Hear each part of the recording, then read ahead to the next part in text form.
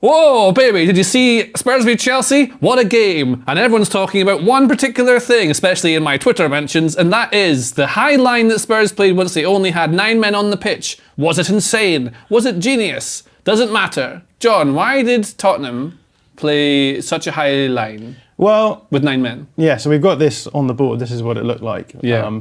You could call this a high line. You could call this a low forward line. But I think in order to really get to the heart of why Spurs are playing with a high line with 9 men, we need to talk about why they play with a high line with 11 men. Let's do that then. So we know with Spurs that they are a team who like to counter-press. They have one of the most aggressive presses in the league. What that means is that if they lose the ball high up the pitch, they're going to try and win it back quite quickly. And in order to do that, the best thing for you to have is like compaction, because the more players you have around the ball, the easier it's going to be for you to win it back. So Let's imagine that Spurs are attacking with the ball. So we've pushed all the players up, but the general idea is that if Spurs have the ball, they lose the ball, you want to have as many players around the ball in order to win it back. And the way that you achieve that is by compacting space, because the less space that you're covering, the easier it's going to be to win that back. Can I be even more literal? Because it might look like this on the board, on a tactics board thing, but actually what you really see in real life when they have the ball is it will be even actually high. You'll often see these centre-backs will be as high as this in the pitch. People don't maybe see this a lot because you don't go to a game, you don't see it, but this is how high teams often actually are, because they can squeeze it in. It leaves all that loads and loads and loads of space behind, so you can run into it. But the idea is that you can keep people penned in, because the minute the ball drops loose, they can't even play that ball over the top, because then you can just squeeze in and get them straight away to stop it. Or what happens is they put it over the top, and then you've got a sweeper keeper, which is why these exist, and they come in, and before the player can get in behind to get it, they sweep it up, right? Yeah, that's it. So you've got 2 different outs here. One is that, I'm glad I'm right. If the ball is turned over, the idea is that you're immediately putting pressure on the ball player, not giving them enough space to find that easy ball over the top that you've just talked about. Yeah. And then the other thing is you set up your defence to be well suited to be able to defend these moments. You have a sweeper keeper, but you also have players like Mickey van der Ven, who is one of the best backwards defenders in world football. He can chase anyone down. And so what you're doing there is it's all about trade-offs, right? Football tactics are all about trade-offs. We're going to push high because we think that for the players that we have, the profiles that we have, that's going to suit us best. That we're going to get the upsides and the downsides are going to be mitigated. So why don't Spurs or all their teams simply just keep their defenders here really deep with maybe 4 or 5 so that the other team can't score, and then you can just knock it up to 2 big lads up top and then do football like they're supposed to do? Why don't you do that? I mean, again, this is an option. If you want to play like this, you can play like this. The problem is that I think it's about control. So obviously now what we've done is we've introduced a huge amount more space into the line between the back and the front. Yeah. And that means that the opposition will, one, be able to have more time on the ball if they wanted to play over the top. Now, they may not want to because this line has dropped, but the other option you have now is that you can move it through the midfield. There's a lot more space to be able to move it through the midfield. I see. So you'll be able to progress the ball quite nicely into the other half. So by taking away, well, when you make it compact, this means there's very little space to play with in the middle. There's loads of good noises coming from our studio. Everyone's booing us like they are on Twitter. Now, this here is the space. Obviously, when you compact it, it means there's less space to play the passes, like John's saying. So then, I guess really good teams like Man City, for example, or maybe even Chelsea, if they're good, if you make it nice and wide like this, lots of depth between the striker and the defender, I think I'm just repeating what you just said, but then these like easy pass combinations can get you through straight away, and then they can run at you quickly with the players that they've got. So there's 2 choices. You can be deep, or you can have deep with like a low block, or you can have deep with a high press, but then that leaves you open there. If you're playing a high press, I guess one of the things you should always do is put pressure on people on the ball. You can't really play a high press and have a low block, is that right? Yeah, I mean, again, this all comes down to the trade-offs that we're talking about. It's all about controlling space, and the big question is going to be, where do we think that we need to control the space? Where are the most dangerous spaces going to open up for us? So there's plenty of different ways. You can sit in a low block if you want. The problem with that then is that you're ceding control of the opposition's half, and what you're saying is, okay, you're going to have most of the ball, you're going to be able to build up quite nicely, you're going to arrive at the final third in whatever way you want to, but then it's going to be much harder for you to break us down around the goal. You can play in a mid-block, and I think mid-block approaches are becoming less popular, I think, amongst coaches, because you're ceding space both in the opposition's third, but your own third as well. Yeah. And you have to be super ready with triggers on your back line to be able to make sure that you're not going to be caught in behind. But what we've seen recently is a lot of teams actually just like to put back lines under pressure when they're building up, because they feel as though they get the tactical upside from that, because they'll stop the opposition from being able to build up well, which means that, okay, maybe you're leaving yourself exposed at the back, but because of the physicality and the technical ability of defenders in the Premier League now, they're quite happy to allow these 1v1 matchups to happen against their back line and just say, okay, go over the top. You mean like the wingers versus the fullbacks? Yeah, so if you're pushing up and you're being really aggressive with your press, often what you'll see is sometimes like even centre-backs have to jump up to cover free options, and then you're leaving yourself 1v1 in all these areas here. But if you trust your defenders to be able to negotiate those kind of 1v1 matchups, then it's not, it's a gamble that you'll be willing to take. So it's like you're taking control of the game rather than letting it happen to you. You're going absolutely. to it. So just to explain what I mean by kind of mid-blocks and where you might engage with the ball. So if you're playing a high line, say we'll put Van de Ven and Romero here and they're playing a line up to this bit here. Now, what you definitely need to do probably is make sure you put pressure on the ball high up, because if you don't, if you've got fast players running behind, say you've got players like Jackson or Sterling or Palmer running behind, then what can happen if you don't put pressure on the players up here is that they can just simply play a ball over the top and someone gets through. I think Scotland conceded a goal in the Euros with that. It was Schick scored, I remember. It was annoying. But this is the thing. So if you have a low line of engagement, you want to make sure your team is in a unit, so they move with it, so you're all cohesive. And so these are things that Postecoglou's put in at Spurs. He wants to win the ball high up. He wants to play a high line to restrict it, to control the game. And that is a massive departure to what they used to do under previous managers for the last 3 or 4 years, which I expect is probably quite hard to coach out of a team. Yeah, I suspect so. I mean, you say 3 or 4 years. It's been a while, right? They've had coaches like Nuno, they've had coaches like Mourinho, they've had coaches like Conte. So the general principle for those coaches is sit deep, absorb pressure, and then try and hit in behind in the space that opens up. And when you have like some of the best transitional players in the world in Harry Kane and Heung-min Son, for example, Gareth Bale they've had in the past, players like that are really going to thrive in those sorts of situations. So again, a lot of this is to do with the profile of players that you have, the tactical upsides that you think you can get from them, and the trade-offs that you want to make. All right, so then say, for instance, we now have this team doing pretty well against the old Chelsea team, and then the first player gets sent off. Who gets sent off first? Romero. So he's now in jail, and then Udogie goes to jail, do not pass go, do not collect $200. And now we have 9 players. So I guess the thing you're supposed to do, John, is just drop everyone back and nice and deep, right? Well, that's the general consensus. That's what you're supposed to do. Yeah, right. It is worth saying that football managers can do what they want. There's no rules. They can play they want the way they want. And when they're down to 9 men, like according to my Twitter, that's not true. Yeah. But so the big question is now, Postecoglou plays the same way, right? They're still going to play with a high line. I think Dyer and Højbjerg come on. I can't remember. Dyer comes on for Johnson, I think. I can't remember who Højbjerg came on for. Yeah, he did, yeah. For Madison, yeah. So we're playing, and Van de Ven got injured, right? So we are now playing a system. Emerson Royal came on as well, didn't he? Yeah, he did, yeah. So we're now playing a system roughly like this. So you've got a back 4, and then a 3, and then a 1. Everyone's talking about the high line, right? Because they're still playing in this way. But as we've said, the high line is always servicing space further forward. So you're squeezing space because you want to be able to control the area better, right? Or even just maybe not even control, maybe just be able to get closer to the goal. Because if you're as deep, if your striker is here, then that's much further away from the goal. You'll observe that the goal is much further away. Yeah. But if you're here, then it's closer to you. So in theory, you can get a quick transition, might get a lucky goal. Sure. Yeah, maybe control is the wrong word here, but it's the sort of areas where you want to be able to compete in the game.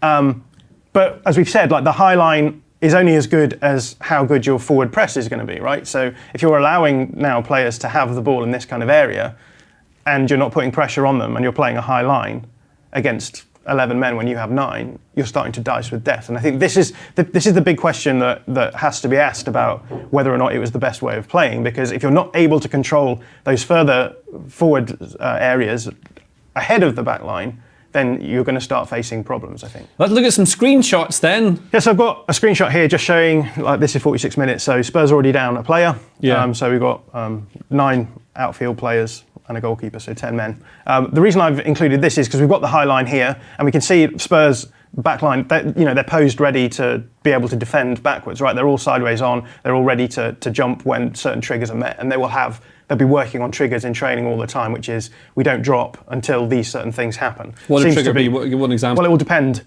But with Spurs, because they're so aggressive, it looks as though the trigger here for them to drop is just waiting until the ball is kicked. There'll be a lot of teams, I think, where if a player ends up with an amount of space around them deep, able to play the ball long, they'll already start dropping on that sort of trigger. And there'll be other triggers based on player movement as well. But as you can see here, as we've said, you've got your high line, but you've also got your forward unit here pressing the ball carrier. Very compact as well. Yeah, so compact, ball carrier under pressure, so it's not as easy to make that pass. So relatively okay. But if we fast forward, this is 50 minutes, so still with only 10 men on the pitch. Yeah. Only the other way around of only.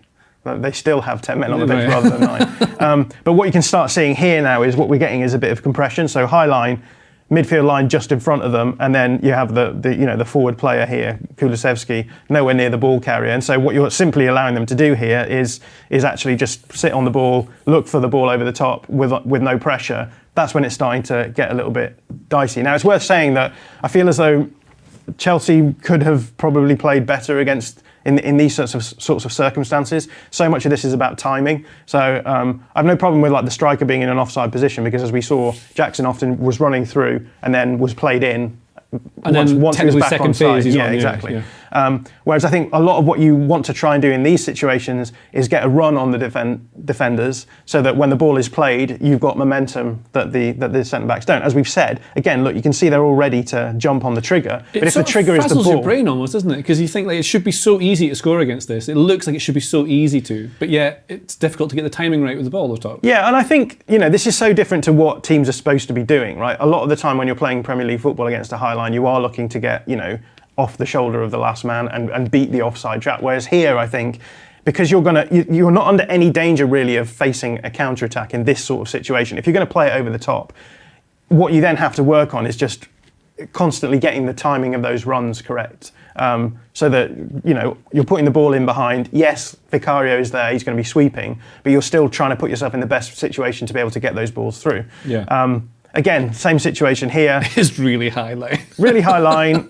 And in this situation here, again, you can see all of the Chelsea players playing off the shoulder of the last man, or the line here. Yeah. And again, I think what you want to be doing in these scenarios, I mean, these runs are good because what they're doing is a lot of the time they're making the straight run and then trying to time the curve so that when the balls hit, they didn't really hit those. But again, we've got the same situation here, which is you've got your high line, but you're not really getting the same service from the forward unit that you might want to get in this scenario. This is too much space to allow a professional footballer in the Premier League to be able to play the ball through. They're largely going to be able to do that quite well. And then the famous image here, where we see the situation is that the midfield line has dropped entirely into the back line, and then you have the striker himself. And so, this is not controlling space, right? Yeah. It's not controlling space at all. This is just a line of players. And this is not, I don't think they would have designed this. This is just certain players dropping when they maybe don't need to. So it's probably something that they worked on. Some players are naturally wanting to drop a bit deeper because they're a bit scared of what they're doing.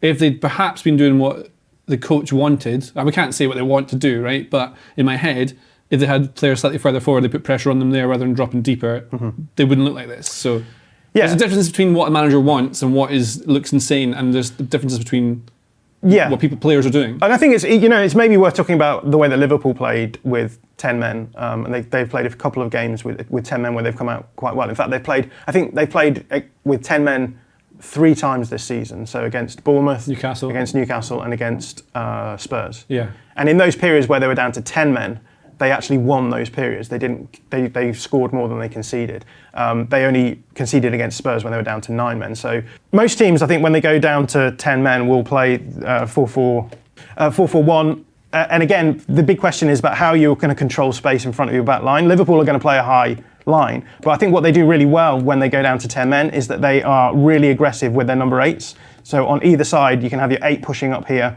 if the ball's on this side, or if the ball's on the other side, your 8 on the other side is going to push out, and then the corresponding 8 is just going to drop into the space to make sure that you're not allowing space to open up in the middle. And what I think is really good about this is that, again, you're thinking about how you're controlling space. You're saying we're not going to allow our front line to we don't just want to have one striker on the front line so that you can play around it and then start squeezing these 2 lines together. We're actually going to effectively still stay with 3 lines of pressure, and we're constantly situationally moving to make sure that it's not easy for the opposition to get around. When you do that, it then becomes much harder for you to find those balls in behind the back line. So I think, again, there's value to be able to play with a pretty aggressive line, even down to 10 men. But when you do that, you have to be constantly aware of what you're doing in the front line to make sure that you're not allowing that easy manipulation of space. But then, just to be the devil's advocate, not to even play it, to be it, that line's not as high as what Spurs were doing. So this is Liverpool. They were playing deeper at that, so they can attack the space and press with the eights, maybe in the middle part of the pitch. There's even more space behind, whereas Spurs were playing so high. So should we try and work out, so why would Postecoglou not deviate from that and drop into a deeper thing? Because we know that Chelsea have struggled to break down teams who sit against them in a low block. That's been their problem all season, because they can't really score.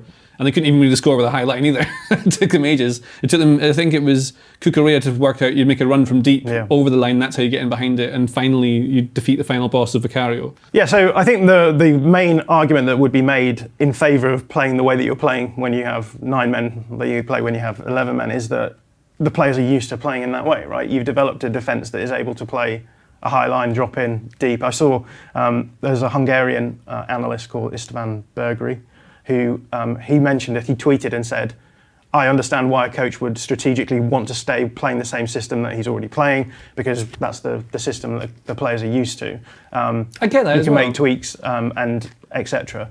But again, at the same time, it's worth talking about why a low block might not necessarily be the solution here as well, right? And we've already talked about it's all to do with how you're controlling space. So let's say you drop now into this low block, like this.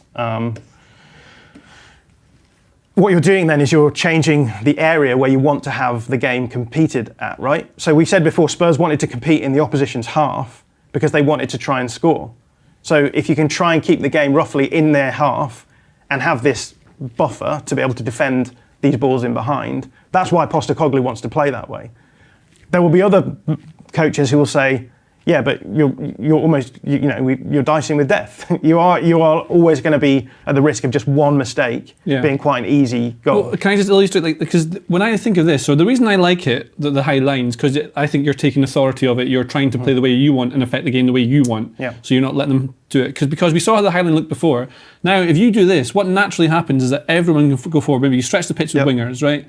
You get another forward in here, you can put Enzo up here, you can get Caicedo in here, because they can't counter-attack, they can't counter, so you can push your centre-backs as high as this. And then it is a training ground game where eventually, inevitably, you will score. Like, you will score from this, because how many times have you seen it? It always happens. Just a ball bounces around the box, a little error, goal.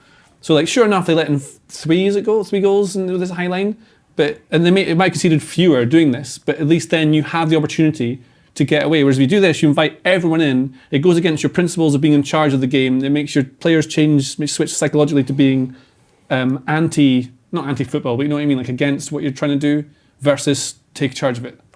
Yeah, I mean, it's worth saying that if you look at some of the evidence from earlier in the season, so I looked at some of the numbers just before the first international break, so it was quite early on in the season, but there'd already been quite a few games where teams had gone down to 10 men for a chunk of the game. Yeah. And it's got to a point now, I think, in modern football where, especially at the elite level, because your attackers can be so good at attacking space now, you can actually hang in these games and turn the games over, right? So Liverpool is a great example of that versus Newcastle, right? They sat fairly deep, absorbed pressure, but were always looking for space in behind. Nunez gets 2 goals and they end up winning.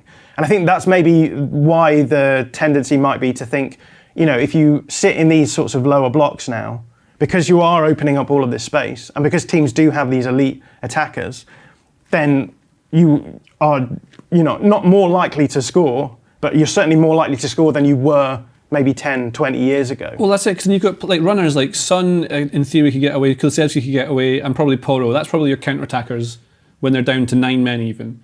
So that's the only ones you can really send forward. But then all it takes is for them to play the ball over the top, and then equally the other goalkeeper comes in, sweeps up, and then you're fine. Yeah, and it comes down to physicality. So players are obviously, I don't think elite players have ever been so athletically elite as they have now. So I think that there is value in playing this way as well. But again, all of this comes back to this idea that, at the end of the day, the coach has to decide those trade-offs. They have to look at the players that they have. They know what players they have. They see them in training every day. They will work on, I guess, 10-man exercises. And so the big question then is like, how do you want to compete in this game? Is your best bet to sit deep and hit on the break? Or is your best bet to play a bit more aggressively, leave space in behind, but actually, as you say, if you have the chance of winning the ball higher up the field, it's the difference between that distance to goal and this distance to goal. Yeah. And, maybe you can make up that distance with athletic ability. Yeah. But I think by the time a game wears on, you're less and less likely to be able to exploit that kind of athletic requirement to get high up the pitch. So I can see why Postecoglou would want to play this way. I can see why teams would want to play this way. But the fact of the matter is that if you're going to choose this way over that way, you've got to make sure you're playing this way the best way that you can. And I think that's maybe where Spurs fell down a little bit, because they were just allowing Chelsea to dominate the game. And I think the flaws were with Chelsea not being able to exploit that, rather than Spurs, choosing the wrong way to play necessarily. Yeah, almost like there's not one particular right way to play. You can do any number of things. Maybe everyone should just do the same as everyone else all the time. Maybe they should all just be deep, like everyone else has always done.